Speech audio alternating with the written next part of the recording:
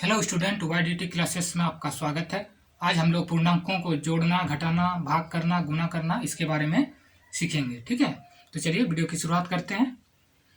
तो सबसे पहले देखते हैं कि पूर्णांक क्या है। पूर्णांक होती है कि 0 से इस तरफ की संख्या है -1, -2, -3, ये अनंत तक जाती है। और 0 से उस तरफ की संख्या है 1, 2, 3, 4, 5, 6, ये अनंत तक जाती है। ये सभी संख्याएं पूर्णांक कहलाती है। ठीक है, तो उनका जोड़ और घटाव हम लोग किस तरह से करते हैं पहले वो सीखते हैं। चलिए जोड़ घटाव का पहले देख लेते हैं। तो जोड़ घटाव करने के लिए भी हमारे पास दो तरह से प्रश्न आ सकते हैं। पहला कि समान चिन्ह, यानी दोनों प्लस प्लस या दोनों माइनस, इस तरह से।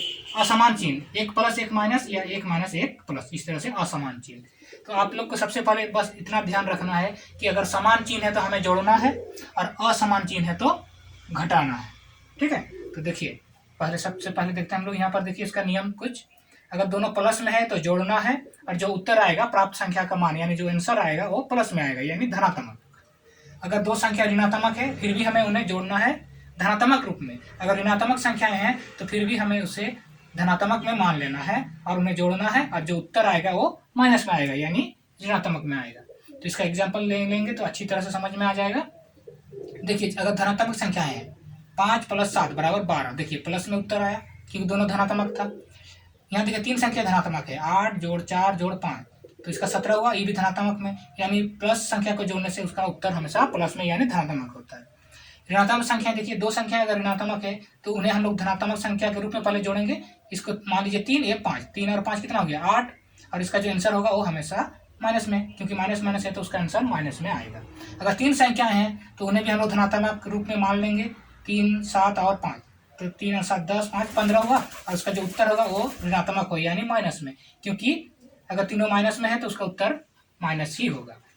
ठीक है, यानी समान चिन्ह को हम लोग को जोड़ना है और जो चिन्ह है वही चिन्ह ही आ जाता है। अगर प्लस प्लस वाला संख्याएं हैं तो प्लस में आंसर आएगा और माइनस माइनस में है तो वो माइनस में आंसर आएगा। ठीक है, आगे देखते हैं असमान चिन्ह। अगर प्लस है और माइनस है तब क्या होता है। तो देखिए अगर एक प्लस है एक माइनस है तो हमेशा घटाना है, क्योंकि असमान चिन्ह होगा तो घटाना होगा। माइनस है प्लस है यानी घटाना है।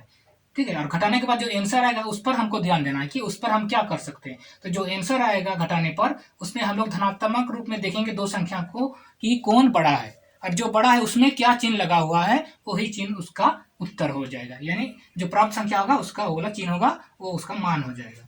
तो देखिए कुछ एग्जाम्पल लेंगे तो समझ में आएगा। जैसे देखिए 7 - 9, ठीक है, तो 7 से 9 घटाएंगे यानी 9 से 7 घटाएंगे तो 2 आएगा। अब 2 से में हम लोग को चिन्ह लगाना है, तो यहाँ देखिए लिखा गया पहले ही कि धनात्मक रूप में बड़ी संख्या, तो इसको -9 नहीं समझते हैं हम लोग, इसको धनात्मक में मान लेते हैं कि 9 है ये 7 है। तो 9 और 7 में बड़ा कौन होता है, 9 होता है, तो हम लोग 9 देखेंगे। 9 में क्या चिन्ह है, माइनस, तो इसका उत्तर होगा -2। ठीक है, यही देखना है आपको। यहाँ देखिए -5 + 12, तो माइनस प्लस से अलग अलग चिन्ह में हमेशा घटाना है। अब दोनों संख्या ये माइनस है, इसको हम लोग धनात्मक मान लेते हैं, दोनों को धनात्मक मान लेना होगा। अब इसको हम लोग घटाएंगे तो 12 से 5 घटाएंगे 7, और अभी हम लोग को चिन्ह लगाना है तो हम लोग बोलेंगे दोनों में जो बड़ा संख्या होगा उसका चिन्ह। तो ये 12 है, 5 है, तो 12 बड़ा होता है, इसका चिन्ह प्लस है तो इसका प्लस यानी धनात्मक। देखिए कभी कभी बहुत सारे संख्याएं आते हैं प्लस माइनस में एक साथ, उन्हें क्या करेंगे। जैसे देखिए माइनस, देखिए यहाँ पर कि 7 - 3 + 5 + 8 - 6, इस तरह से है। तो इसको बनाने का तरीका है कि पहले धनात्मक संख्या को एक साइड कर लीजिए। जैसे देखिए 7 प्लस में है, 5 प्लस में है और 8, ये लोग एक साइड, और माइनस में -3 और -6 उन लोग को दूसरे साइड में। अब हम लोग जानते हैं कि एक ही चिन्ह वाला अभी अभी सी के समान चिन्ह है तो उसे जोड़ सकते हैं। तो इन प्लस प्लस वाले को जोड़ देंगे तो मेरा 20 आ जाएगा, और इन माइनस माइनस वाला को भी हम जोड़ देंगे तो 20 -9 आएगा। ठीक है, तो अब हम लोग 20 से 9 घटा देंगे तो 11 आंसर।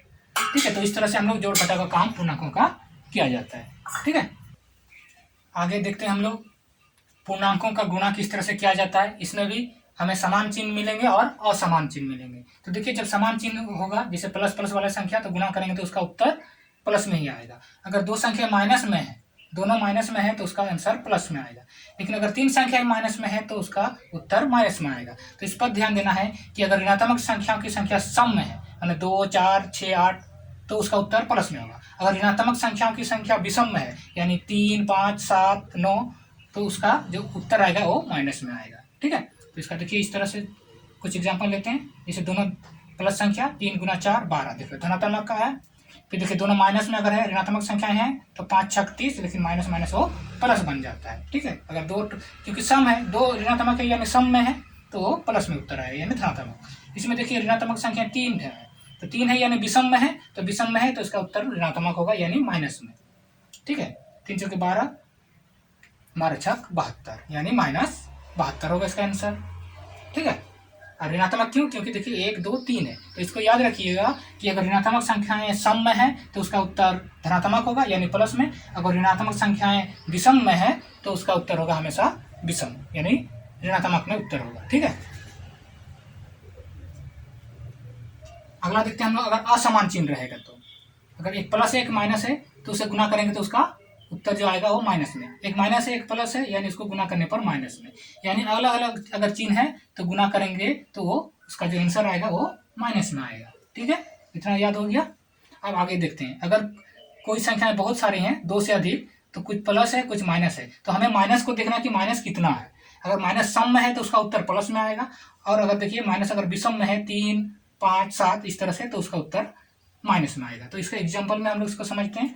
जैसे देखिए एक प्लस में 3 गुना -2 तो 6 है लेकिन माइनस में। ठीक है, क्योंकि अलग अलग चिन्ह रहेगा, गुना करने पर वो माइनस में आंसर आएगा। माइनस प्लस है 4 7 28 -28, क्योंकि अलग अलग चिन्ह है तो गुना करने पर वो माइनस में आंसर आएगा। लेकिन बहुत सारी जब संख्या रहेगा, जैसे 6 गुना -3 गुना -2, तो इसमें हम लोग देखेंगे कि ऋणात्मक संख्याएं कितनी है।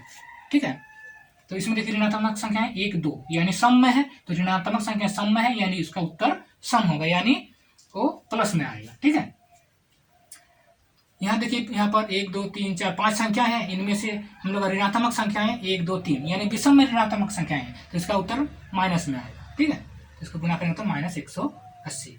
ठीक है, तो गुणा का नियम हम लोग सीख गए कि अगर 2 से अधिक संख्याएं हैं और उसमें ऋणात्मक और धनात्मक मिले हुए हैं, तो उनमें से हम लोग ऋणात्मक संख्या को देखेंगे कि ऋणात्मक संख्याएं सम में है या विषम में। अगर ऋणात्मक संख्याएं सम में है तो उसका उत्तर धनात्मक होगा यानी प्लस में। अगर ऋणात्मक संख्या अगर माइनस में है तो उसका उत्तर होगा माइनस में, ऋणात्मक उत्तर होगा। ठीक है, तो चलिए आगे देखते हैं हम लोग।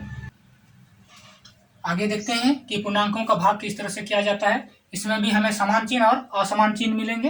तो देखिए जब समान चिन्ह होगा तो भाग करेंगे तो प्लस में उत्तर आएगा। देखिए प्लस प्लस भाग करेंगे प्लस में आएगा, माइनस माइनस संख्या भाग करेंगे तो फिर प्लस में उत्तर आएगा। तो देखिए इसका एग्जांपल, जैसे 8 भागा 2, दोनों धनात्मक संख्याएं हैं, भाग करेंगे 4 आएगा।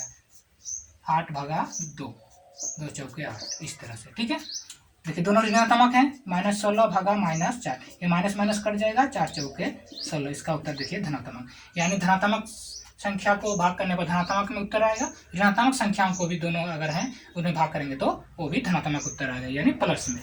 ठीक है, और समान चिन्ह देखते हैं। अगर एक प्लस एक माइनस में है तो देखिए एक प्लस 15 भागा -3, तो इसका उत्तर हमेशा ऋणात्मक में आएगा। 15 भागा -3। ठीक है, देखिए 3 5 6 15, ये माइनस है इसलिए ये -5।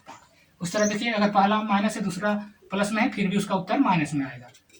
-16 भागा 8, 8 दूनी 16 -2।